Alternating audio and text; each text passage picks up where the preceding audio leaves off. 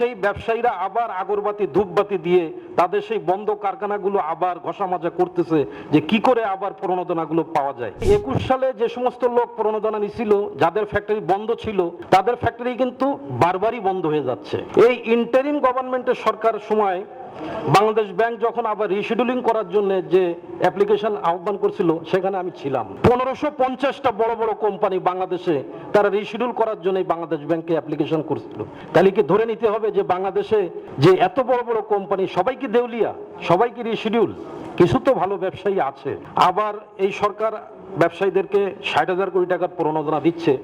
ওই সেই ব্যবসায়ীরা আবার আগরবাতি ধূপবাতি দিয়ে তাদের সেই বন্ধ কারখানাগুলো আবার ঘষামাজা করতেছে যে কি করে আবার প্রণোদনাগুলো পাওয়া যায়। তো মাননীয় উপদেষ্টার কাছে আমার একটু প্রশ্ন যে আপনারা একটু যাচাই বাছাই করে, যারা চলমান আছে ব্যবসায়ীরা, নাসিম মঞ্জুর ভাইকে সামনে নিয়ে সাথে নিয়ে যদি আপনারা একটা যাচাই বাছাই করে কমিটি করে যদি এই প্রণোদনা দেওয়ার ব্যবস্থাটা করেন, তাইলে আমার ধারণা যে বাংলাদেশ এগিয়ে যাবে, এই বাজেট বাস্তবায়ন সম্ভব হবে ইনশাল্লাহ। ধন্যবাদ।